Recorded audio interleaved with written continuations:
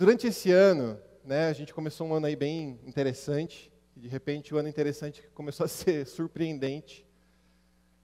Uma vez me falaram, quando eu estive no Canadá, me falaram que quando acontecesse alguma coisa que você não curtisse muito, ou que, né, você não estava muito acostumado, você não podia falar que você não gostou, porque é falta de educação. Então você fala, nossa, que interessante, nossa, que diferente, né? Então vamos dizer que nós estamos num ano interessante e diferente, né? Eu acho que a gente resume dessa forma. E antes mesmo de tudo começar a acontecer durante esse ano, eu tomei um propósito de vida de ler alguns livros aí, algumas coisas relacionadas a mim, especificamente. E eu, inclusive, quero começar esse tempo falando desses 3 livros, mas eu não vou falar dos livros, eu só quero sugerir para vocês, quem quer que você seja, a lê-los. Se você está vendo a gente e acredita em Deus, não acredita em Deus, sei lá, por que você está assistindo, então já te digo que assim, esses livros você também pode ler, porque vai ter muita explicação. E aí eu comecei o ano lendo um livro chamado O Impostor que Vive em Mim. Interessante o nome, né? O autor desse livro é o Brennan Manning. É um cara americano, um teólogo, né? Ele não chega a ser pastor, mas enfim, ele é conferencista. Ele falava bastante em seminários, enfim. E ele escreveu esse livro através de uma experiência que ele teve com relação à vida dele. Ele é autor do Evangelho Maltrapilho, que esse é um livro bem famoso. Ele é o mesmo autor do Evangelho Maltrapilho. E essa vez, foi a terceira vez que eu li esse livro. Eu já tinha lido ele 2 vezes, eu li pela terceira vez. E Deus começou a mexer algumas coisas comigo que realmente não tinha me apercebido. Né? E o nome já diz, o impostor que vive em mim. Né? A gente já vai chegar lá, porque eu já vou explicar isso aqui durante a pregação. Depois, não contente em ler O Impostor que Vive em Mim, eu li um livro chamado A Coragem de Ser Imperfeito. Esse livro é da Brené Brown, é uma psicóloga americana, ela é bem famosa, tem um vídeo lá no YouTube dela que tem sei lá quantos milhões de visualizações, numa conferência que ela acabou palestrando. Ela é cristã também, mas esse livro ele não é especificamente, não fala especificamente do cristianismo, mas ele, gente, assim, é explosão de mente para muita coisa do que a gente pode e deve pensar das nossas vidas. E aí, quando eu terminei o Coragem de Ser Imperfeito, até brinquei com a Jo e com o Valdeir lá no escritório, né? Porque daí tem um outro livro do Brennan Manning que chama O Obstinado Amor de Deus. E, né, eu sou apaixonado pela história do amor de Deus. Eu falei, poxa, então vou dar uma brecada aí nessa questão de alma, dessas coisas todas. Eu vou ler um livro agora que vai falar do amor de Deus, para eu me sentir amado, para me sentir cuidado e tudo mais. Não que eu não tenha me sentindo amado e cuidado. Mas ele veio literalmente para fechar com chave de ouro tudo aquilo que Deus estava fazendo. Não estou dizendo que acabou e que o processo encerrou e que agora está tudo bem. Na verdade, vocês vão ouvir algo que está acontecendo nesse momento, que está em processo. Não tem nada resolvido aqui. Ou algumas coisas sim, mas ainda há muitas coisas também para se resolver. E eu creio que, inclusive, depois de ler o segundo livro, inclusive, que muitas coisas vão se resolver somente quando realmente Jesus Cristo voltar. Fora isso, querido, é um processo até que ele venha. Então, eu quero compartilhar com vocês, esse livro, Obstinado Amor de Deus, ele encerrou, inclusive o último capítulo, que dá base para o que eu vou trazer hoje para nós. E quando eu li essa parte do texto, realmente eu comecei essa parte do livro, eu comecei a entender algumas coisas. E eu sei que você hoje já tem um entendimento, a nossa igreja, graças a Deus, tem um entendimento muito assertivo de que nós somos corpo, alma e espírito. A gente tem que cuidar tão bem do nosso espírito, como a gente tem que cuidar do nosso corpo, como a gente tem que cuidar da nossa alma. Está interligado, não tem como separar. Se você está mal emocionalmente, o teu espiritual vai ser não entendi. Afetado de alguma forma, obrigado. Se você está mal fisicamente, o teu emocional vai ser afetado de alguma forma, não dá. Então assim, se você ainda não acredita nisso, eu convido você a realmente parar um pouquinho e analisar como está a sua vida ou como é a sua vida, para que você realmente possa identificar isso, assim como Deus tem falado comigo nesses últimos tempos. E, há um tempo atrás eu falei sobre a vergonha, né? Não sei se vocês lembram que numa ministração de louvor, quem aqui estava ou quem assistiu, eu falei sobre a vergonha. E uma coisa que eu entendi também nesses tempos é que a vergonha ela é o único sentimento que não te leva a absolutamente lugar nenhum. E muito pelo contrário, ela vai te levar para um lugar de uma autocomiseração e de uma anulação pessoal completa. Ou seja, se você sente vergonha, você não tem coragem de transmitir qualquer coisa que você precise, possa ou queira transmitir, porque você está com vergonha. E quando a gente não consegue passar isso para frente, o que acontece com a gente? A gente se anula, a gente se guarda, porque não interessa o que eu penso, não interessa o que eu estou sentindo, não interessa quem eu sou, porque eu tenho vergonha disso. Então, eu quero que você feche os teus olhos agora e nós vamos declarar para nossa alma algo nesse momento, você em casa a mesma coisa, e eu quero que você repita comigo esta frase, em nome de Jesus, tá bom? Alma, eu coloco você sob o governo do Espírito Santo de Deus. E qualquer sentimento de vergonha que surja durante as palavras que eu vou ouvir, eu mando embora nesse momento, em nome de Jesus. Amém. Amém. Alguém com vergonha aqui? Não, nem eu. Então vamos lá. A gente está vivendo um tempo diferente, interessante, e o que eu tenho entendido é que esse tempo ele é um tempo de remissão de tempo. Parece que Deus está querendo fazer algo que duraria muitos anos em alguns meses. Vocês têm essa impressão também ou não? Parece que Deus realmente está querendo correr com o tempo porque tem muita coisa para acontecer ainda, inclusive a volta dele. Para que a volta dele aconteça, tem muita coisa para acontecer. Então eu vejo que nós estamos realmente num tempo correndo. Não dá mais, na minha visão, e o que é o que eu tenho realmente vivido muito nesses últimos tempos, não dá mais tempo de ser birrentinho, de ser mememé, de ser nhenhenhé, de ser mimimi, de reclamar, de chorar, de tudo isso aí que a gente acaba realmente sentindo. Deixa eu explicar uma coisa. Não estou falando em sentir tristeza, em sentir as coisas. Vocês entendem a diferença? Sentir as coisas é necessário. Eu acabei de falar isso, inclusive para que a gente possa saber o que está acontecendo e como que eu vou me sair disso. Mas, quando isso se torna autocomiseração, quando isso se torna realmente um lugar de coitadismo, de vitimismo, a gente não vai chegar em lugar nenhum. Porque isso tem a ver com vergonha, e vergonha não leva a gente para lugar nenhum. Beleza? Então vamos lá. A Bíblia, em Mateus, tanto em Mateus quanto em Apocalipse, nas cartas às igrejas, a Bíblia fala muito a seguinte frase: aquele que tem ouvidos, ouça. Jesus falou isso várias vezes. João escreveu isso para as 7 igrejas. E todas as vezes a frase é a mesma: aquele que tem ouvidos, ouça. E o que eu oro é que nós todos, nesse lugar, nesse momento, ou você que está em casa, você possa ter realmente a noção de que nós temos ouvidos. E que nós podemos prestar atenção naquilo que Deus tem para falar para nós. Presta atenção no que está sendo mostrado nesse momento. É exatamente o que eu entendo que o Espírito Santo tem falado para nós nesses dias. E aí, a gente está fazendo um plano de leitura juntos, a liderança dos os homens líderes, né? E a gente está lendo, agora a gente já passou de Jó, mas um dos últimos livros que a gente terminou foi Jó. A história de Jó todo mundo conhece, até quem não é crente conhece, né?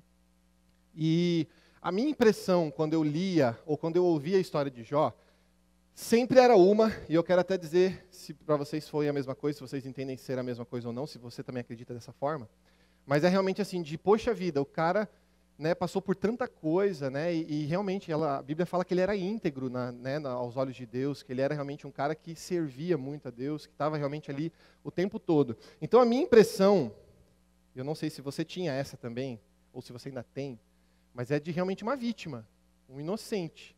Porque, poxa vida, o cara era o cara, o próprio Deus fala ali, no livro de Jó, de que ele era um homem íntegro, que era um homem realmente que era temente a Deus, né? E aí acontece tudo aquilo, de repente, do nada, vai dinheiro, vai casa, vai família, vai todo mundo embora, e ele perde tudo, e vem doença, e enfim, de uma hora para outra, desastres acontecem na vida dele, e ele se coloca nesse lugar, e realmente a minha visão sempre foi essa. Eu até anotei aqui, e eu queria só ler, você não precisa abrir, mas para comprovar que realmente o próprio Deus tinha trazido isso, né? Então ali, Jó 1:1 diz o seguinte: havia um homem chamado Jó que vivia na terra de Uz. Ele era íntegro e correto, temia a Deus e se mantinha afastado do mal. No mesmo capítulo, nos versículos 6 a 8, diz assim: certo dia os anjos vieram à presença do Senhor e Satanás, o acusador, veio com eles. De onde vocês vêm? Perguntou o Senhor. Satanás respondeu: estive rodeando a terra, observando o que nela acontece. Então o Senhor perguntou: você reparou em meu servo Jó? Não há ninguém na terra como ele, é homem íntegro e correto, teme a Deus e se mantém afastado do mal. No capítulo 2, versículo 1 a 3, é o mesmo diálogo. Certo dia os anjos vieram, e ali de novo, né, o Senhor perguntou, você reparou em meu servo Jó? Não há ninguém na terra como ele. E aqui ele já tinha tido a primeira parte das desgraças na vida. Né? Já tinha perdido ali boi, ovelha, enfim, as propriedades. E aqui, nesse segundo momento, Deus confirma novamente quem ele é, e aí o diabo vem e joga uma segunda coisa. Não, então deixa eu tentar contra a vida dele. Não de matá-lo, né? Porque daí Deus fala assim, não pode matar, mas assim, né, o que precisar ser feito, que seja feito. Então, se a gente for realmente analisar esse começo, e aí se você ler também a história ali, né, eu pelo menos tinha essa visão, a minha visão é que Jó sempre foi o cara. Certo? Ou não? Ou não. 5 anos atrás, eu lembro desse dia como hoje, inclusive ele comentou comigo aqui no WhatsApp, 5 anos atrás, o pastor Marcelo, ele atrasou acho que 50 minutos a 1 hora para chegar num culto. A gente só tinha um culto lá na igrejinha ainda. Eu estava ministrando louvor, ele mandou uma mensagem para mim e falou assim, cara, se vira, canta mais música, porque eu estou super atrasado aqui, eu não vou conseguir chegar na hora de começar. E, cara, faz aí, sei lá, 25 músicas de louvor até eu chegar. E eu lembro que a gente daí começou a cantar muita música. E ele chegou. E aí ele chegou e ele explicou por que ele estava demorando. Ele sempre acorda 6 horas da manhã para fazer a pregação do domingo. E ele fez isso, acordou 6 horas da manhã e começou a fazer a pregação. E ele foi começar a ler o livro de Jó. E ele leu, segundo ele naquele dia, ele leu umas 6, 7 vezes o livro, porque Deus começou a falar um monte de coisa e ele queria confirmar, e ele voltava, ele ia para frente, ele ia para trás. Eu lembro que ele falou isso na pregação. Porque a visão que ele tinha até aquele momento era exatamente a mesma que eu tenho, que vocês possivelmente também tinham ou ainda têm. De Jó realmente ser o cara, né? Literalmente o cara. Só que essa pregação do pastor mudou muito meu entendimento. Eu até procurei para ver se a gente tem ela ainda, mas infelizmente a gente teve um problema no site, a gente perdeu muitas pregações. E acho que uma delas foi essa, porque já faz 5 anos. Mas eu até sugeri para ele, falei assim, cara, vai hora, né? Vai que Deus te fala para você pregar de novo, porque essa daí marcou muito mesmo, a minha vida pelo menos. E ali o meu entendimento mudou um pouquinho com relação a Jó. Não que ele deixou de ser temente a Deus, não que ele deixou de ser um homem íntegro, porque isso tudo faz parte, o próprio Deus afirmou. Mas existem outros pontos que a gente vai conversar um pouquinho. Então, no resumo, e eu quero até te dar essa dica, lê lá depois Jó, apesar de serem 40 e poucos capítulos, eu quero dizer para você, é rápido, não demora, porque os capítulos são curtinhos, e é um diálogo o tempo todo, então é como se você estivesse realmente vendo uma novela, sei lá, se você gosta de novela. Ou uma série, ou seja lá o que for. Porque é um diálogo o tempo todo, é muito bom de você poder analisar e ler. Mas eu indico, leia com olhos espirituais, não só como história. Como história é sensacional também, mas realmente olhe com os olhos do que o Senhor tem para falar através da vida dele para você, porque ele falou comigo essa semana. Então, num resumo, Satanás tira tudo que ele tem de importante através do que Deus liberou ele fazer. Então, chegam 3 amigos, Elifaz, Bildade e Zotar, e eles começam a consolar Jó. Primeiro a Bíblia fala que eles sentam e só choram com Jó, porque Jó está muito triste, etc. E aí um vai começando a falar algumas coisas, aí o outro fala mais algumas coisas. E aí Jó começa a falar, e aí um fala de novo, e aí Jó responde, e aí começa o outro fala mais alguma coisa, e aí Jó responde, e aí começa a ficar um pouquinho mais acalorada a conversa. Porque daí parece que os amigos perdem um pouco a mão do que estão fazendo, e Jó começa a ficar um pouco nervoso, porque pera só um minutinho, vocês estão falando de mim, então vamos devagar. Mas aí começa e continua daquele jeito, vai para lá, vai para cá, responde aqui, fala ali, não sei o que lá, réplica, tréplica, parecia debate de presidente, sei lá, candidato a presidente. Um negócio que você fica vendo ali, não tenho culpa, você tem culpa, não tenho culpa, e fica nisso tudo. Eles realmente não são muito sábios, né, no que eles estão falando, mas eles tentam. Eu até peguei aqui, Jó 4, 6, fala o seguinte, essa palavra de Elifaz, tá?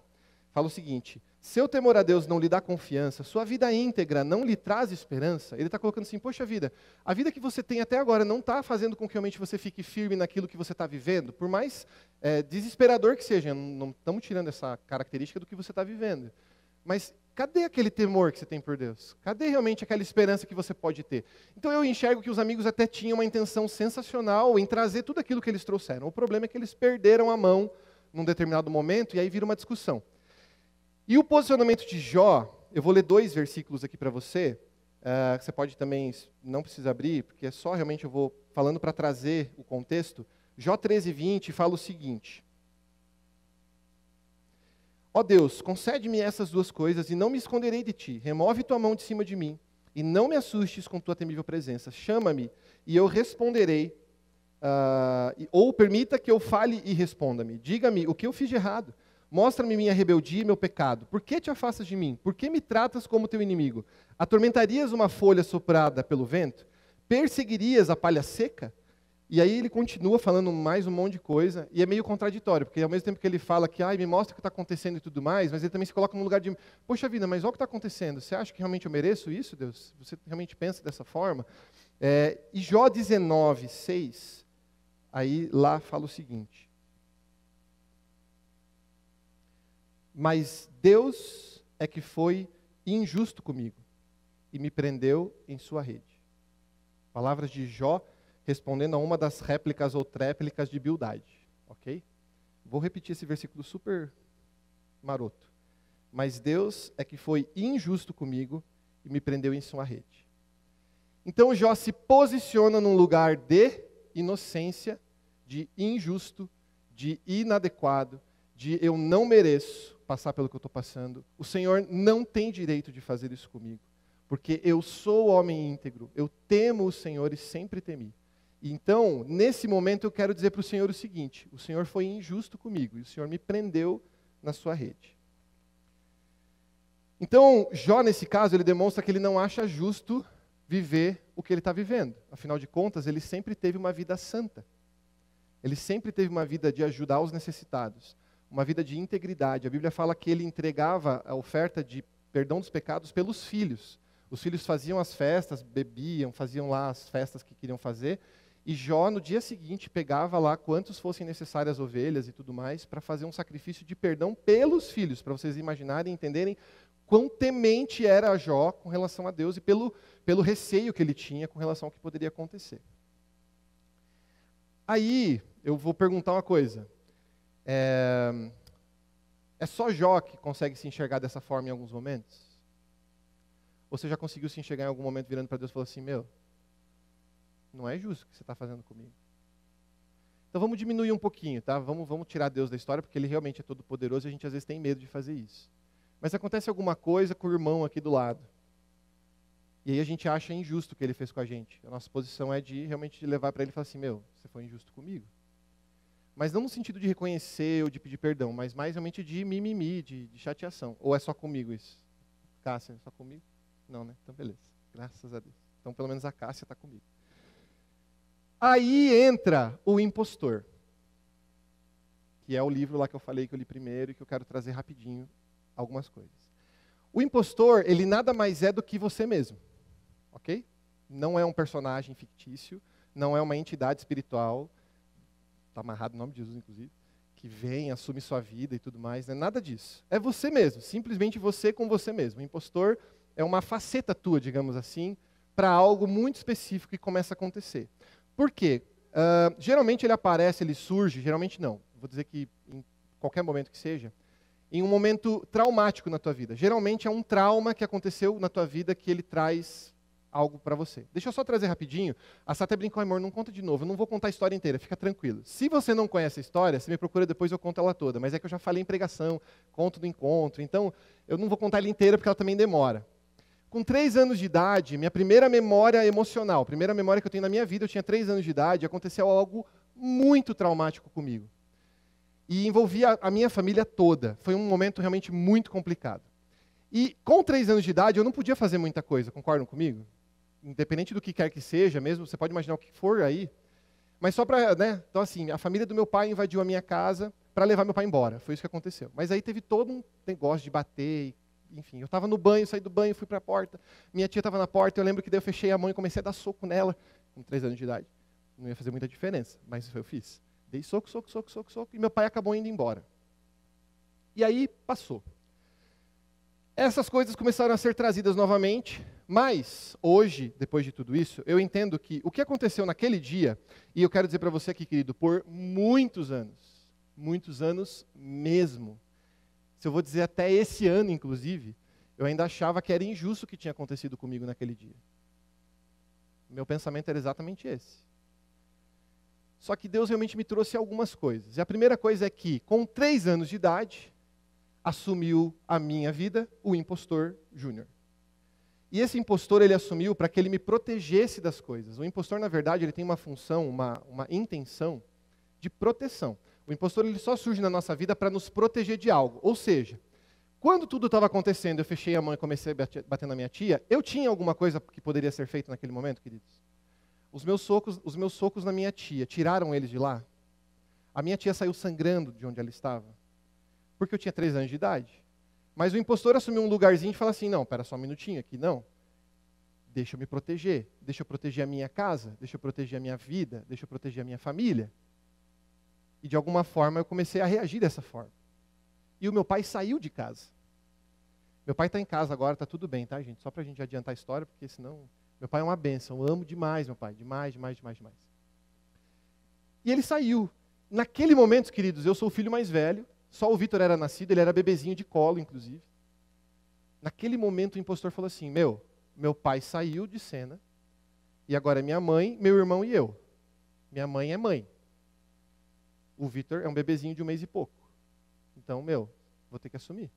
Então o impostor assume seu lugar de pai da casa, marido da minha mãe, de tudo isso aí que a gente pode imaginar. E aí começa assim a questão do impostor. Olha que legal, 3 anos de idade eu já tinha realmente na minha cabeça que eu tinha que proteger e guardar a minha família de tudo que acontecia. Isso foi me levando para outras coisas, perfeccionismo, para autocomiseração, para, sei lá, tanta coisa, né, amor? Uma lista aí gigantesca. Que não vem ao caso, porque simplesmente a gente está querendo dizer, e aí na tua vida pode ser alguma coisa nesse sentido. Alguém já consegue se identificar em alguma coisa do que eu estou falando ou não? Então, beleza. Glória a Deus. Então, vamos nessa. Hã?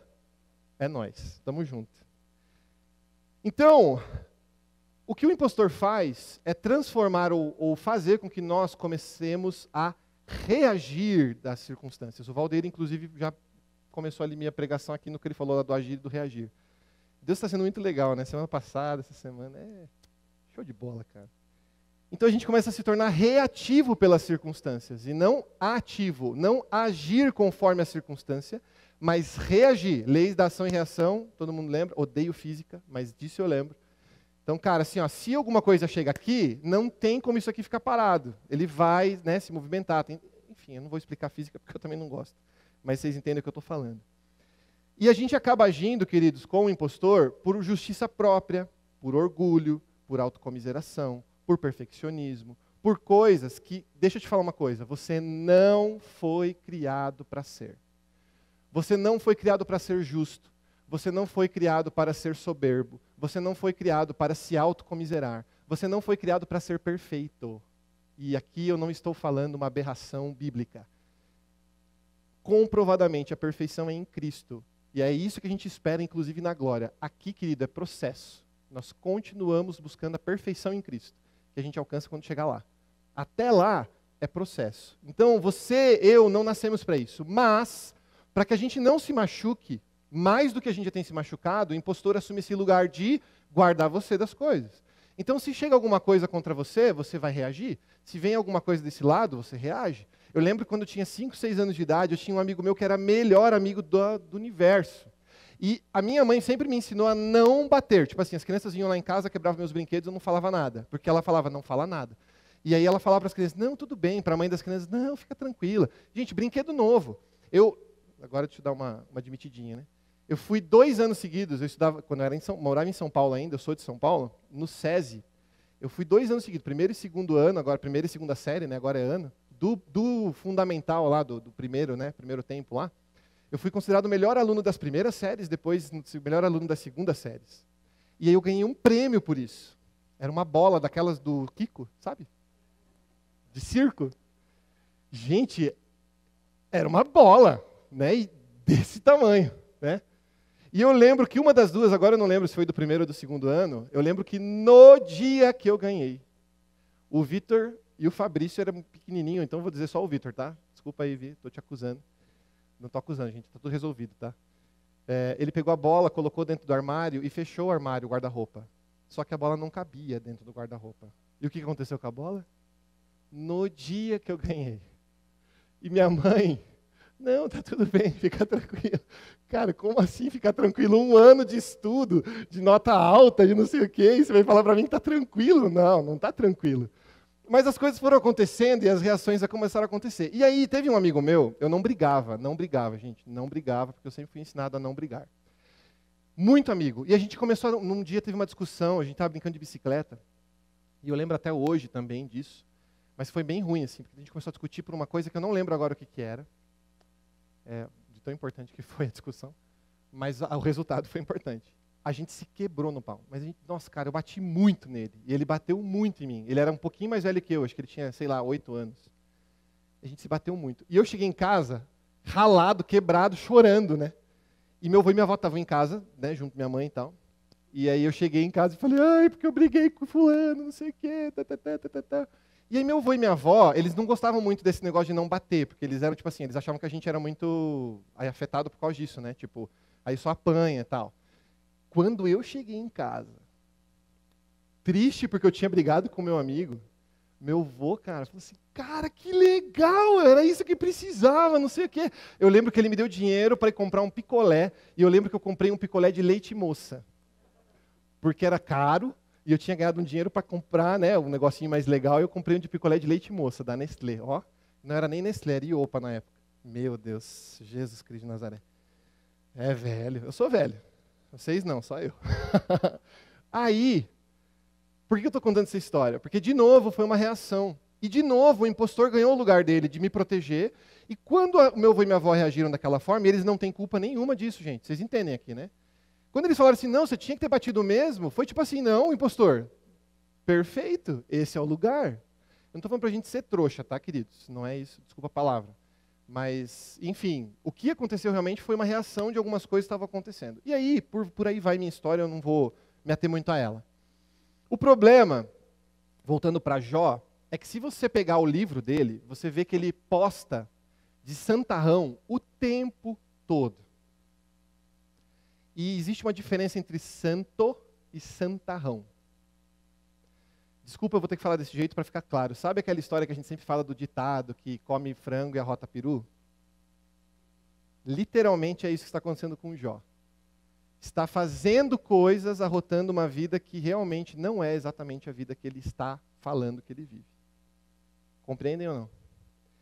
Então, nós acabamos fazendo a mesma coisa. O que aconteceu com o Jó foi um impostor que assumiu ali e realmente se colocou ele num lugar de, não, peraí. Deixa eu me proteger. Vocês estão me acusando, não é assim que funciona. Tem algumas coisas que não são bem assim. E ali vai. A gente acaba achando que porque a gente conhece a Deus, e olha isso aqui, a gente acaba achando que porque a gente conhece a Deus, a gente está num nível diferente do mundo. Conseguiu entender? A gente acha que porque a gente conhece a Deus, a gente sabe o que é o pecado e tudo mais, a gente acaba se colocando num lugar de sobreposição ao mundo, aqueles que hoje vivem aí perdidos e tudo mais. Isso é vida santarrã. Entendeu a diferença de santo e santo separado, né? A gente brinca santo separado. Santo, é que na verdade santo quer dizer separado, né? Então, santo e santarrão. A gente acaba começando a postar uma vida santarrã. Tem um teólogo chamado Paul Claudel, teólogo católico inclusive, ele falou a seguinte frase: o maior pecado é perder o senso do pecado. A gente se coloca num lugar de maior porque a gente perde o senso do pecado. E senso do pecado é diferente de entender o que é pecado. Você entende isso? Porque eu posso te garantir, se você for agora pegar qualquer pessoa na rua, conversar, que não conheça Jesus, ela sabe quando ela está fazendo alguma coisa certa e alguma coisa errada. A Bíblia inclusive fala isso em Romanos, que até nós, até aqueles que não conhecem verdadeiramente ainda Cristo, têm noção, porque quando nós fomos criados, foi soprado em nós a vida, o Espírito de Deus. Então mesmo aquele que hoje está afastado de Deus por causa do pecado, mesmo esse sabe quando está fazendo alguma coisa certa, alguma coisa errada. Lá dentro alguma coisa incomoda ele. Que dirá a gente? O problema é quando a gente perde esse senso e a gente acha que a gente está num lugar superior a essas pessoas que hoje não têm esse entendimento, porque a gente tem. Mas aí a gente perde o senso do pecado. A gente perde o limiar, inclusive, é muito, muito fino. Então, no meio da história, um jovem se levanta na história dele, Eliú. Vamos lá para Jó 32, você não precisa abrir. Eliú é o seguinte, inclusive, eu até brinquei aqui, né? A Bíblia não fala isso, Mas eu imagino que a discussão começou a ficar calorada ali entre os 4, né, os 3 amigos de Jó. Eu acho que a multidão começou tipo assim, o que está acontecendo aqui? E aí vai começando a juntar gente, inclusive Eliú. Eu acho que a Bíblia deixa muito claro que os 3 amigos chegaram para consolar Jó. De repente aparece um 4º personagem aí, na minha vida, então foi realmente isso. A discussão, sabe aquelas né, vida barraqueira, assim, da vizinha que bateu na outra, que está brigando, não sei com quem, que está gritando e tal, e aí chega a galera para tentar ajudar, outros só para filmar, para mostrar mesmo e tal. Eu acho que foi assim que aconteceu. Então chega Eliú na história, e Eliú está dizendo aqui o seguinte: Eliú, filho de Baraquel, o buzita, da família de Rão, ficou irado. Indignou-se porque Jó se achava mais justo que Deus.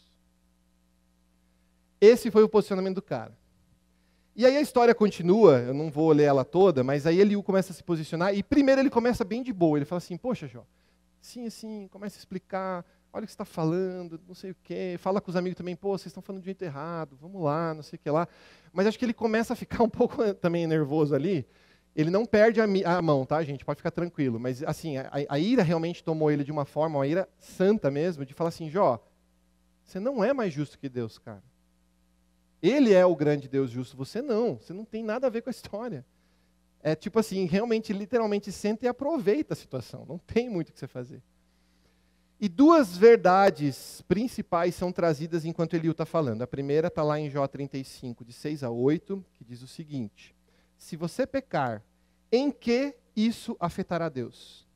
Mesmo que peque repetidamente, que efeito terá sobre ele? Se você for justo, isso será um grande presente para ele? O que você tem para lhe dar? Os seus pecados só afetam gente como você, e as suas boas ações só afetam outros humanos. Ou seja, Deus não é reativo ao que você ou eu fazemos de bom ou de mal.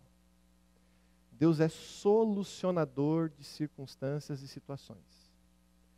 Mas Ele só consegue se colocar numa posição de solucionar se eu saio da história e deixo que Ele faça o que precisa ser feito. Se eu tenho a coragem de perder a vergonha e tirar o impostor de lado e fazer com que Ele possa assumir esse lugar e que Ele possa me representar nas coisas que estão acontecendo. A segunda coisa está no mesmo capítulo, no capítulo agora 36, do versículo 16 até o 21, e lá diz o seguinte, ainda é Eliú falando com Jó. Jó, Deus também quer afastá-lo do sofrimento e levá-lo a um lugar onde não há aflição. Quer pôr em sua mesa as comidas mais saborosas. Você, porém, insiste em saber se os perversos serão julgados. Só consegue pensar no juízo e na justiça. Tome cuidado para que a riqueza não o seduza. Não deixe que o suborno leve a pecar. Acaso toda a sua riqueza ou todos os seus grandes esforços poderiam guardá-lo da aflição? Não deseje a proteção da noite, pois é quando as pessoas serão destruídas. Fique atento, afaste-se do mal, pois Deus enviou este sofrimento para guardá-lo de uma vida de maldade. E aqui me chamou muito a atenção quando ele fala ali de que ele só estava, né, a insistência de Jó era saber se os perversos iam ser julgados por Deus também. E esse é um outro ponto que a gente pode pegar aqui de Jó. Você às vezes não olha ao redor, alguma coisa aconteceu aí do teu irmãozinho, que, né, foi injusto, aí você não pensa assim, poxa Deus, vem com tua mão justa sobre ele. Pode até parecer pesado a gente falar desse jeito, mas que a gente pensa. Deus vem e faz a sua obra. Levante-se contra mim. Aí vou usar um pouquinho do que o Serginho falou semana passada, né? Usa a Bíblia daí para querer dizer para Deus o que ele tem que fazer. Não, Deus está aqui, ó. Você está falando que o Senhor se levanta, 1000 cairão ao meu lado, 10.000 à minha direita. O problema é que a gente não enxerga o próprio umbiguinho, a própria vida, né? Isso também, gente, tem a ver com o impostor. Mas deixa eu falar uma coisa. Eu estou falando do impostor e aí a gente acaba tendo também aquela lábiazinha, né, de dar uma... Não, peraí, então é o impostor. Então não sou eu. Não, querido, é você mesmo. O impostor faz parte da tua vida e você tem que deixar ele de lado para que Deus possa fazer as coisas, tá? É para você se analisar mesmo. Tudo isso aqui que a gente está falando, eu estou desde janeiro me analisando, então eu espero que você consiga se analisar um pouquinho também. Eu até brinquei para o André Berlê, psicólogo lá da clínica, inclusive. Gente, assim, ó, esse processo, inclusive, me levou para terapia. Anos falando que eu não precisava. Super, né, super sarado, super curado. Primeira semana, primeiro dia de coisa, final de semana foi um desastre. Eu cheguei na frente da Sabrina uma hora, ela falou uma coisa para mim, eu falei, para de me cobrar! Gritando e chorando. Para de me cobrar, eu não sei o que está acontecendo. E fui direto para o banheiro tomar banho. E no banho eu comecei a chorar e falei, Deus, o que está acontecendo? Estou descontrolado, completamente descontrolado. Porque isso era uma das coisas também que me afetava. Ainda estou no processo, mas é do controle, de ter tudo sob controle. Gente, eu sou aquele cara, todo mundo aqui, né, a maioria me conhece, mas eu sou o cara que, assim, se você precisar de alguma coisa, você vai me chamar aqui na igreja, né? Ah, tá no banheiro, não sei o que lá. E que já vieram, descarga do banheiro, não sei o que, tá lá vazando. Não, cara, tranquilo, já sei. Semana que viu, de novo, tá lá. Não, gente, tá bom. Viu aquela lâmpada, tá piscando ali. A gente tem umas lâmpadas ali atrás, né? Tinha, né, Dé? Ainda tem, não, ainda tem. E faz lá, é bem legal, inclusive, quando elas estão ligadas. E eu me colocava nesse lugar, esse controle todo, essa coisa toda que eu estou trazendo, me incomodava. Tipo assim, se você movimentar a sua cadeira para o lado e ficar um pouquinho mais perto, fora das linhas que a gente colocou as fitinhas, começava a me dar um comichão. Porque assim, existe uma regra. A regra é 2 metros de distância. Quando o pastor falou para a gente colocar aqui, Serginho, Valdeir, estavam tudo aqui, e eu falava assim, gente, é 2 metros. Não, mas é 2 metros da metade. Eu falei, claro que não, porque é aqui, ó, 2, para o ombro do cara já é 2. Meio, eu já estou tendo contato de menos de 2 metros. Se chega um fiscal da prefeitura nesse lugar e coloca lá fita métrica para medir. Eu já vi, eles estão fazendo, tá, gente? Não é mentira, eles estão fazendo. Então, justificando um pouquinho o meu pensamento. Mas aí, o que acontece? Deus está trabalhando muito isso comigo, porque aqui eu estou falando uma coisa engraçada, queridos, mas a minha vida, eu sofro demais por causa disso. É verdade mesmo, me incomoda. Aí, pior ainda se eu falar para você voltar a tua cadeira para o lugar e você não voltar. Mas é um sofrimento, gente, que não tem... Eu estou falando muito sério, gente, vocês podem achar que é brincadeira, mas sai do controle. Mas com certeza, alguma coisa na sua vida você também tem que você chega nesse lugar. Então eu já fico um pouco mais aliviado, aquela coisa de, então tá bom, se você também tá, então beleza, a gente fica junto. Como o Valdeir falou, tamo junto. Aí a história continua, Deus aparece para Jó, conversa com Jó. Jó entende o recado, fala assim, não, eu vou calar minha boca, falei muita coisa, tal. E Deus falou assim, não, você não entendeu ainda. E Deus continua falando mais um pouquinho. E Deus está falando ali, você sabe quem eu sou? Você sabe quem criou essas coisas? Você sabe quem é que diz para a chuva cair? Você sabe onde é que guarda a neve? Você sabe quem é que vê quando o bichinho lá no meio da floresta nasce? Você sabe? Ele vai falando os detalhes desse Deus grandão, poderoso, maravilhoso que a gente tem. E Jó vai se constrangendo com aquilo, com a presença desse Deus. E Deus devolve tudo o que Jó havia perdido, e mais ainda um pouco lá na frente da história. A história termina dessa forma. E aí, se você quiser, leia essa história. Então eu entendo, queridos, que nós precisamos entender quem nós somos de verdade. E entender quem Deus é de verdade. Foi esse o segredo de Jó. Jó entendeu quem ele era quando Deus entrou na jogada. E ele entendeu também quem Deus era. Essas duas coisas são muito importantes. E essas duas coisas nos levam a uma palavrinha que tem feito diferença na minha vida, que é a vulnerabilidade. Jó entendeu a sua vulnerabilidade. Ele entendeu que ele não era nada, literalmente ninguém. Se ele entendeu isso, ele começa a agir diferente e o resultado, o próprio livro diz ali que Deus então abençoa a vida dele porque ele entendeu o lugar dele. Então a gente precisa abrir mão do impostor para a gente conseguir enfrentar a nossa realidade. E aí, vem algumas coisas que Deus foi trazendo comigo. Quando nós temos um coração intocado, ou seja, um coração que está lá reservado, guardado, que não deixa realmente a presença de Deus chegar, ou essas coisas que nós estamos falando realmente invadirem nosso coração, nós acabamos deixando um legado de grandes aparências, mas de pouco conteúdo. Literalmente uma vida santarrã. Porque, querido, deixa eu te falar uma coisa, não adianta nada, apesar de ser muito importante. Eu sou aquele tipo de cara que assiste Luciano Huck no sábado para chorar com aquelas histórias lá dele. E me incomoda, inclusive, o fato de ainda existir essa situação acontecendo. Eu acho que a gente realmente pode ser bem mais do que a gente é nesse sentido. Não estou realmente tirando a nossa responsabilidade disso. Mas não é só isso que você precisa fazer para que a sua vida seja realmente considerada uma vida santa. Fazer boa ação, querido, qualquer pessoa pode fazer. E o foco aqui com Deus é muito além disso. A gente tenta resolver a questão do pecado fazendo coisas e não sendo quem a gente precisa ser. E aí o impostor, ele traz uma ideia de que ser o melhor naquilo que nós estamos fazendo, inclusive na nossa vida espiritual, é o mais sensato a se fazer. Sabe aquela história de eu sou muito mais espiritual do que X, Y, Z? Ixi, gente, para minha cabeça, ó, já passou muitas vezes. Às vezes escutando alguém pregar e falando assim, nossa, mas isso aqui eu já tinha pensado, sei lá, faz 3 anos, o cara está falando disso aqui agora. Nossa, que vida íntima com Deus que esse cara tem. Que horror o meu pensamento, né? Mas será que a gente nunca viu ou nunca pensou algo nesse sentido? Ou da parte emocional? Eu lembro de muitas vezes, inclusive com a Sá, de jogar muitas vezes o processo dela na cara dela. Porque para mim eu estava curado, estava 100%, e como é que você não consegue fazer isso? E de repente eu consegui me encontrar num lugar que eu estava pior.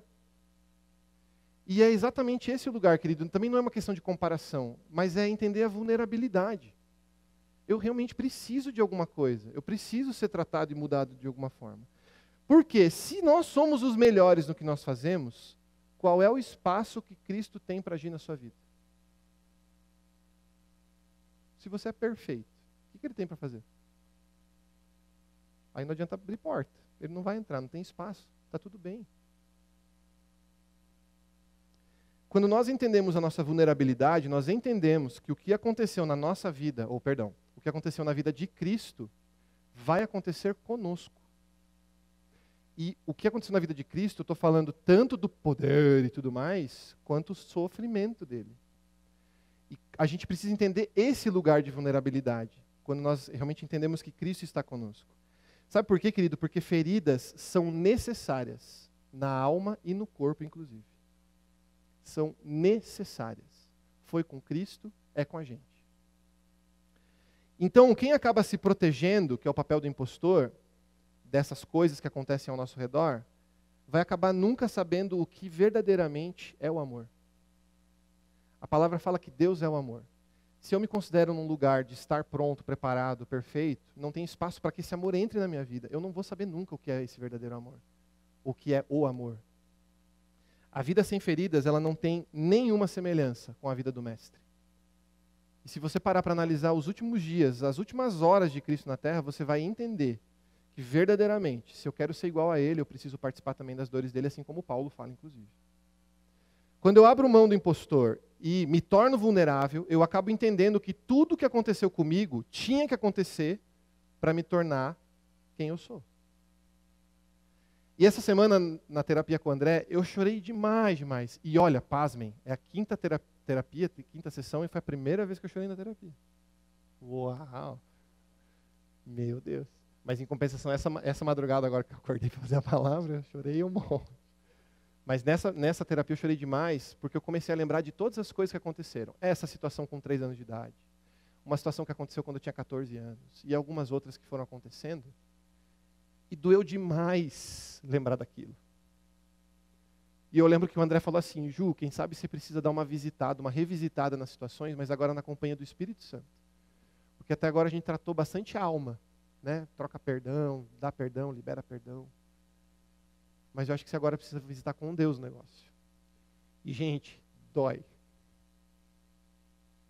E uma coisa que eu pedi para Deus é que Ele me levasse também para revisitar o que Cristo passou naqueles últimos momentos. E dói demais, cara. E se tem alguém que podia usar de justiça própria para Ele próprio, era Jesus. Ele não tinha nada que o fizesse sofrer, ou que dissesse que ele podia sofrer, ou que ele sofreria aquilo que ele estava sofrendo. Thomas Moore, que é um psicólogo americano, deixa eu ler aqui para vocês, ele falou um negócio sensacional. Deixa eu tentar ler, né? Ele falou o seguinte: nossas depressões, ciúmes, narcisismo e fracassos não estão na contramão da nossa vida espiritual. Na realidade, são essenciais a ela. Quando acolhidos, impedem que o espírito alce voos estratosféricos rumo ao perfeccionismo e ao orgulho espiritual. Querido, querida que está aqui, que está em casa, você está passando por uma depressão nesse momento? Eu não estou falando que você vai ficar nessa depressão, porque inclusive o que Cristo fez foi depois ressuscitar e vencer a própria morte. E Ele quer te trazer cura. Mas algo está acontecendo neste momento, para que Deus possa guardar a sua vida. E que ela possa simbolizar e significar algo mais para frente. Quantos aqui já passaram, não precisa levantar a mão, mas eu quero que você traga isso à memória, passaram por algum tipo de depressão na vida, estão sarados hoje, e hoje usam essa história para que outras pessoas sejam curadas disso?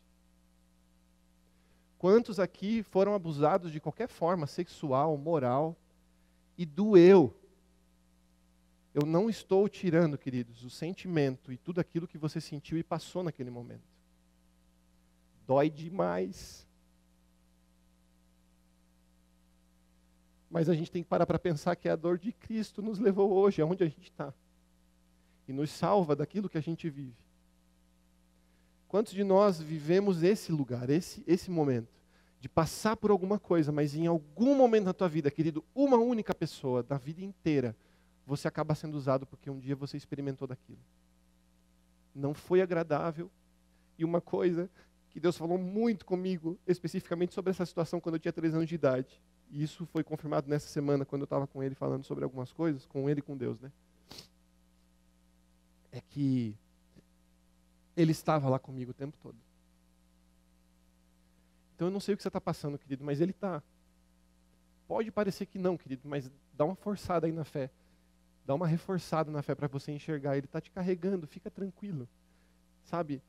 Poderia ser pior, é isso que na verdade eu entendo. Mas Deus realmente vai até o limite daquilo que a gente pode aguentar e suportar, para que em algum momento isso possa ser usado em favor dos outros. E aí o segredo está em abrir a nossa vida, não para alguém que aceite a nossa história. Não para alguém que sente com a gente e comece a chorar junto com a gente, simplesmente. Mas sim com aquele que decidiu sentar à mesa de Zaqueu. Alguém que era completamente abominado pelo meio, pelos cidadãos ali do espaço. E nessa mesa eu consigo reconhecer quem eu sou.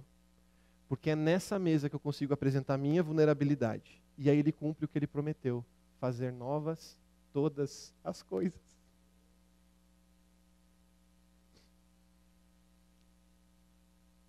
O amor, querido, ele não existe para ser recíproco.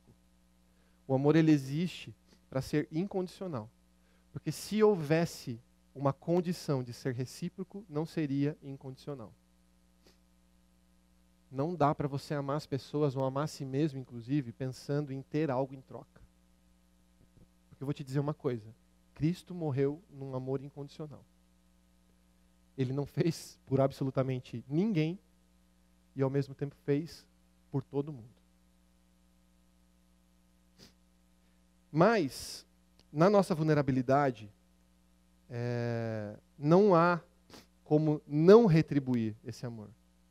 Quando eu me coloco vulnerável, é fato que isso vai transbordar de mim, vai ser diferente, não tem como manter do mesmo jeito, da mesma forma. Porque nesse lugar de vulnerabilidade, eu reconheço quão pequeno eu sou, e por causa desse reconhecimento, você pensa um amor infinito vindo sobre você, e aquilo transborda.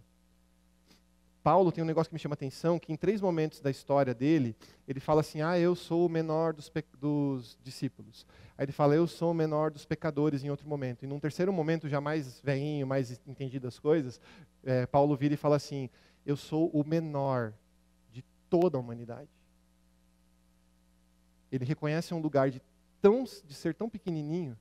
E aí você pensa comigo, querido, é difícil encher alguma coisa pequena? E se a gente tem um amor incondicional, gigantesco, tem uma musiquinha aqui das crianças que fala, né? Inclusive, alto, fundo, largo, é o amor de Deus. Não tem medida. Pensa como é facinho para encher o nosso potinho quando a gente se coloca nesse lugar de vulnerabilidade e se reconhece pequenininho. E aí, vou fazer a piada que eu falei para a Sabrina que eu não ia fazer,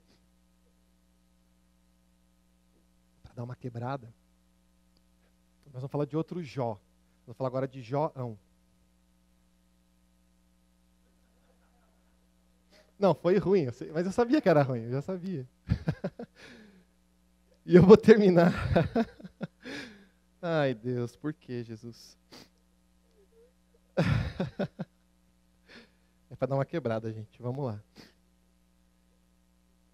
Quebrou, né? Literalmente. Ai, Deus, vamos lá. Eu vou terminar falando de João.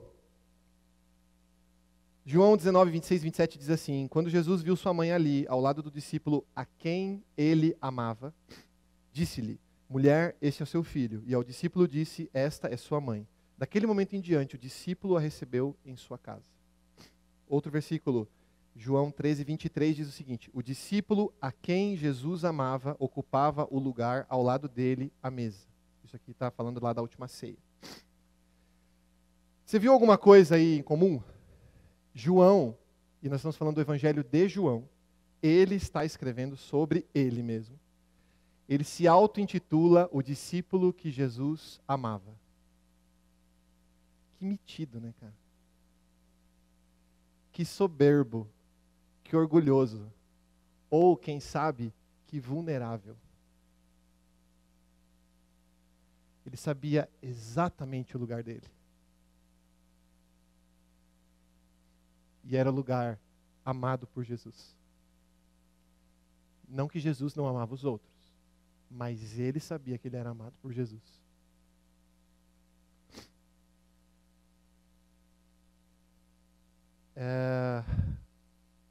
Isso, inclusive, só aparece no Evangelho de João. Só ele mesmo fala dele mesmo nesse sentido. Marcos não fala, de Mateus não concorda. Lucas nem estava lá para saber, então também não falou nada. Só João sabia exatamente qual era o lugar. João era tão vulnerável que isso fazia ele saber exatamente quem ele era, amado do Abba. Inclusive tem um outro momento que eu quero só trazer esse parênteses aqui, quando Jesus fala e chama Deus de Abba em algum momento ali na história, o pessoal ali, os fariseus e tudo mais, ficam tipo incomodados, porque essa terminologia era usada só tipo assim, para pai mesmo, papaizinho assim, né? Porque quer dizer papaizinho. Então, quando Jesus realmente chega nesse lugar e chama, né, de Abba, teologicamente, inclusive, isso foi realmente meio que um negócio meio estranho ali naquela situação, porque não é assim que a gente chama Deus. Você está chamando Deus de Abba, né? Mas João tinha a certeza de que ele estava do lado do Abba. Ele não tinha vergonha nenhuma de chamar o Abba de Abba. Ele sabia exatamente qual era o lugar dele, a identidade dele estava firmada exatamente naquilo que ele estava vivendo. Lá no versículo 13 e 23 que eu li, né, que falava que ele estava do lado da mesa, numa outra tradução, inclusive, diz também da mesma forma que João estava reclinado sobre o peito de Jesus. Inclusive aquela pintura que tem da última ceia, se você já não viu ou não, mas João é o que está do lado de Jesus e ele está com a cabeça jogada aqui para o peito de Jesus, né, para o ombro de Jesus. Agora eu te pergunto, o que você ouve quando você coloca o seu ouvido no peito de alguém? E eu quero te perguntar uma coisa, existe uma posição mais vulnerável do que essa? De simplesmente recostar tua cabeça no peito de alguém? Eu sou alto, para mim é difícil fazer isso, mas eu consigo. Graças a Deus me deu um discipulador, inclusive, que é maior que eu consigo me encaixar no lugar. Mas quem é pequenininho eu também faço. Amo abraçar, inclusive, eu amo estar nesse lugar. Então vem o seguinte: aos que permitirem que Cristo sente à mesa e tiverem a coragem de colocar a cabeça no peito dele, e eu quero trazer aqui agora, para terminar, 4 experiências que você ganha se você se colocar nesse lugar de vulnerabilidade que João se colocou. O primeiro é que terão uma experiência trinitária. Ou seja, você vai ouvir as batidas do coração de Jesus e junto com essas batidas, você vai ouvir pegadas do Abba. Porque ele vai te enxergar lá longe no caminho. E a primeira coisa que ele vai fazer quando ele te enxergar naquele lugar é sair correndo na tua direção. Se você se colocar nesse lugar de vulnerabilidade, como o filho pródigo se colocou, como João se coloca, você consegue ouvir essas 2 coisas. E uma terceira coisa acontece: a reconciliação que o Espírito Santo faz da humanidade com Cristo, com Deus. A segunda experiência é que nós não estamos sozinhos nessa estrada, nessa caminhada. Porque nela a gente acaba encontrando o moral e o imoral. Nela a gente encontra o belo e o repulsivo. E o que ele nos fala naturalmente é que nós devemos amar a cada pessoa ao longo do caminho, independente de quem elas são, porque isso faz parte da vulnerabilidade de ser com Cristo quem nós somos. O terceiro ponto é que a vulnerabilidade de Jesus e aí você enxerga Jesus como sendo alguém vulnerável, em abrir mão de tudo que ele tinha e o que ele era, para reconciliar você e eu com o Abba. Sexta-feira a gente estava conversando aqui, foi uma das coisas que Deus trouxe muito para nós aqui naquele momento, e que era algo que Deus já estava trazendo no meu coração. Queridos, Jesus era perfeito, sensacional, inacreditável, imensurável. Não tem como a gente falar qualquer coisa que signifique ou simbolize quem era Cristo. Ok? Ele decidiu abandonar sua coroa, abandonar o seu trono, abandonar sua ilimitação de tempo, abandonar a sua glória, abandonar a honra que ele tinha de todos os anjos, abandonar cânticos que eram cantados para ele. Ele abandonou tudo isso e decidiu nascer bebezinho numa manjedoura no meio de um monte de bicho fedido. Sabe por quê? Porque ele queria ser o primeiro exemplo de vulnerabilidade que a gente poderia ter.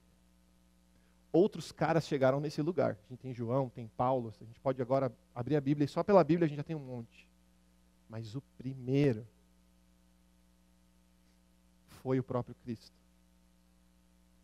que decidiu se limitar a tempo, que decidiu se limitar a corpo, que decidiu se limitar a tantas coisas, para mostrar que a vulnerabilidade é o lugar em que nós realmente somos quem nós somos e que nós podemos encontrar a segurança que nós precisamos ter na nossa vida. Existe uma vulnerabilidade, inclusive, quando Jesus pergunta a Pedro, você me ama? O Jeff pregou isso 2 semanas atrás. E eu nunca tinha parado para analisar dessa forma. Quem Pedro era para Jesus querer saber se ele amava ele ou não? Nós estamos falando de Jesus. Como assim você quer saber se eu te amo, cara? Sim, é exatamente isso. Deus quer saber se Pedro amava, da mesma forma que ele pergunta isso para nós hoje, da mesma forma... E não que isso é importante para ele, isso é necessário para ele, você entende? Ele não precisa ser amado por nós. Mas é importante para ele. É gostoso para ele, é reconfortante. Sei lá como é que a gente pode falar, que palavra que a gente pode usar. Eu sempre brinco com os meus discípulos, eu falo assim, cara, a gente tem um nível de não querer pecar porque a gente vai para o inferno. Ah, eu não vou pecar porque senão eu vou para o inferno. Gente, esse medo é diabólico. Eu não vou pecar porque eu amo meu Jesus. Não pode ser por outro motivo. Cara, mesmo que não tenha céu e inferno. E claro que tem. Mas, cara, eu vou fazer o que ele falou para eu fazer.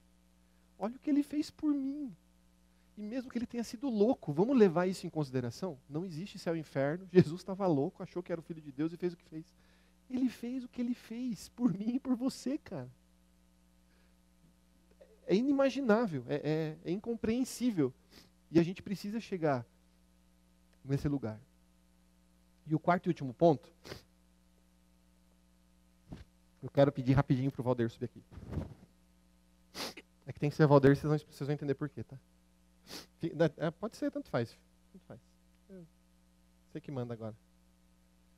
Fica aí onde você está agora. Então, beleza. Guto, você fica de pé também, por favor. Vamos aproveitar vocês estão aqui em cima, já fica mais fácil. Então, vamos lá. Pecado nos separou de Deus, certo? Aí Deus vem como Jesus, se entrega por nós e caminha um pouquinho, né? O que ele poderia caminhar, o que era realmente responsabilidade dele para chegar perto de nós, ok? E nós temos a humanidade desse lado, beleza? Então vamos imaginar Jesus aqui na Terra, ok? Valdeir, vulgo Jesus. E aqui nós temos humanidade. O primeiro grupo que eu quero representar nessa dinâmica aqui é a multidão. O Guto vai representar a multidão. Quem era a multidão na época de Cristo? Era aquela galera, os 5.000, fora crianças e mulheres que comeram na multiplicação. Era a galera que acompanhava Jesus para ver o quê? Milagres, maravilhas, prodígios, poder. Então essa é a primeira turma. Mas tem um porenzinho nessa turma aqui. Ela só estava interessada no poder. Porque quando Jesus foi colocado ao lado de Barrabás, essa mesma população, essa mesma multidão foi a multidão que gritou, crucifica. Deixa Barrabás sair, morre Jesus. Eles literalmente não estavam nem aí para quem Jesus era. Eles estavam interessados em ganhar, receber coisas. E com toda certeza, querido, não tenho nenhum probleminha em afirmar isso. Com certeza, pessoas curadas, possivelmente, ou 100% de certeza, uma pelo menos estava no meio da multidão gritando para crucificar e para fazer alguma coisa. Ou não sei se diretamente curada, mas alguém que da família, ou alguém próximo, né? Não, vamos levar em consideração, né, que é cura de Jesus. Então, não vamos colocar ninguém curado, mas alguém próximo que viu alguma coisa, com certeza, estava nessa multidão. Existe um segundo grupo, Lu. Distanciamento 2 metros, por favor. Obrigado. O segundo grupo são os 12. 12 discípulos, 12 apóstolos. Jesus escolheu 12 pessoas, 12 homens, para acompanhar toda a trajetória aí dos 3 anos e meio de ministério. Esses caras aqui, eles viam a mesma coisa que a multidão via, certo?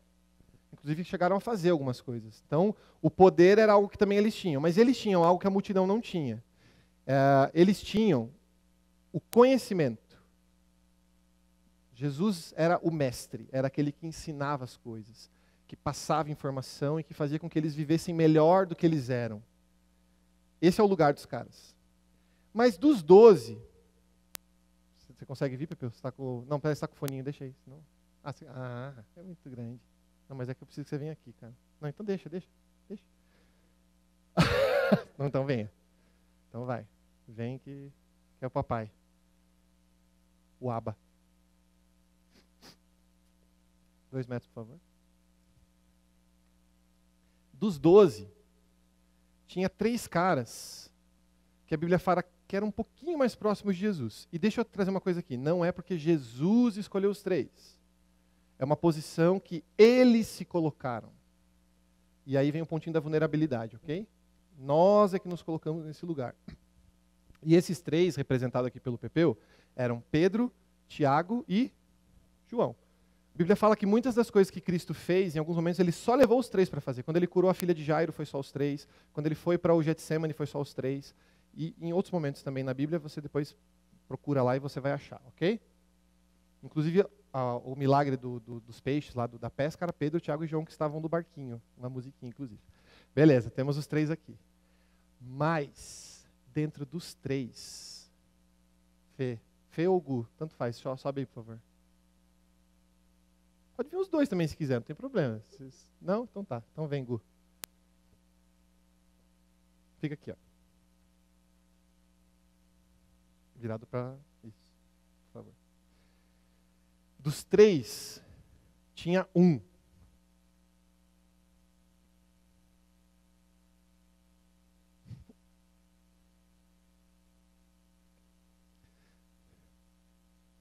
E esse um foi o cara que foi vulnerável ao ponto de fazer uma coisa. Então você pode fazer o que João fez com Jesus, por favor? É pai e filho, tá? Quem está assistindo na internet, por favor. Não tem nada de errado aqui. Eles vivem na vida, na casa. Cara, João entendeu exatamente quem era Jesus. E ele viu o poder, e ele não perdeu o poder. Ele não perdeu a oportunidade de ver isso acontecer.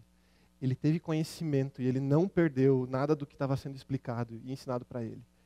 Ele tinha intimidade, porque Pedro e Tiago também tinham intimidade com Jesus.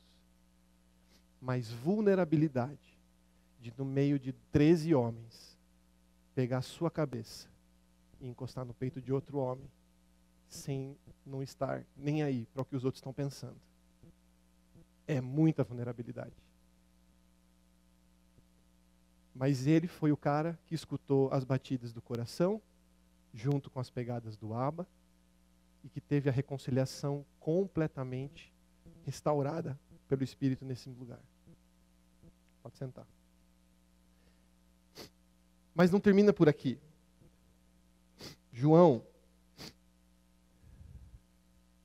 capítulo 21, versículos 20 a 23 dizem o seguinte: Pedro se virou e viu atrás deles o discípulo a quem Jesus amava, aquele que havia se reclinado perto de Jesus durante a ceia e perguntado: Senhor, quem o trairá? Pedro perguntou a Jesus: Senhor, e quanto a ele? Jesus respondeu: Se eu quiser que ele permaneça vivo até eu voltar, o que te importa? Quanto a você, siga-me. Por isso espalhou-se entre a comunidade dos irmãos o rumor de que esse discípulo não morreria. Mas não foi isso, porém, o que Jesus disse. Ele apenas disse: se eu quiser que ele permaneça vivo até eu voltar, o que lhe importa? Sabe a multidão que estava louca por poder?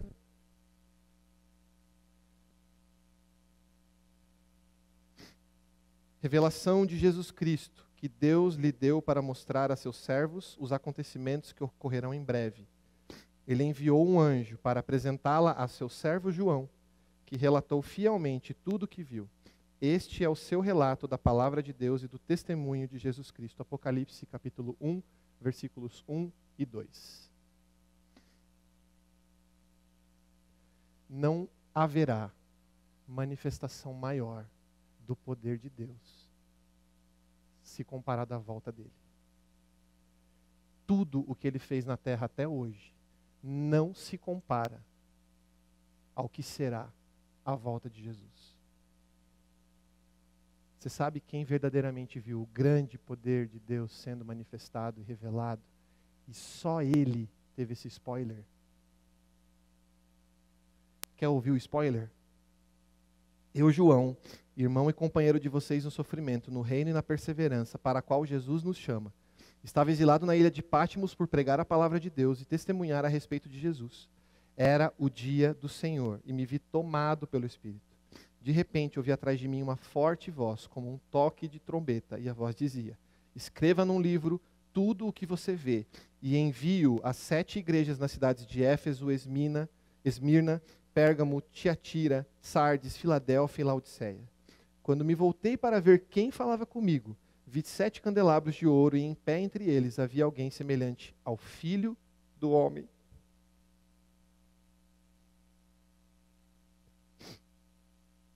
E ele vestia um manto comprido com uma faixa de ouro sobre o peito. Inclusive o mesmo peito que João já tinha encostado. A cabeça e os cabelos eram brancos como a neve e a lã, e os olhos como chamas de fogo. Os pés eram como bronze polido, refinado numa fornalha, e a voz ressoava como fortes ondas do mar. Na mão direita tinha 7 estrelas, e de sua boca saía uma espada afiada dos 2 lados. A face brilhava como o sol em todo o seu esplendor. Quando eu o vi, caí aos seus pés, como morto. Ele, porém, colocou a mão direita sobre mim e disse: não tenha medo. Eu sou o primeiro e o último. Eu sou aquele que vive, estava morto, mas agora vivo, para todo sempre. E tenho as chaves da morte e do mundo dos mortos. Portanto, escreva o que viu, tanto as coisas que estão acontecendo agora, como as que acontecerão depois. Apocalipse capítulo 1, versículos 9 ao 19. Queria pedir para que você fique em pé para a gente terminar.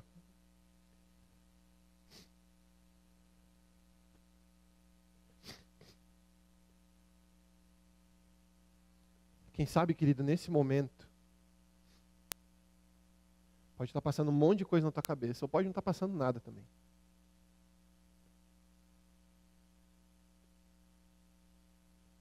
Mas existe um lugar de vulnerabilidade que Cristo quer que nós nos coloquemos nas nossas vidas. Existe um peito aberto, com braços abertos, disponível, para que uma cabeça possa se recostar e que possa ouvir as batidas do seu coração. Nós precisamos deixar de procurar um Deus de poder, somente um Deus de poder, mas ter intimidade suficiente para que sejamos os únicos a experimentar um poder que mais ninguém experimentou. E a vulnerabilidade vai nos levar para esse lugar.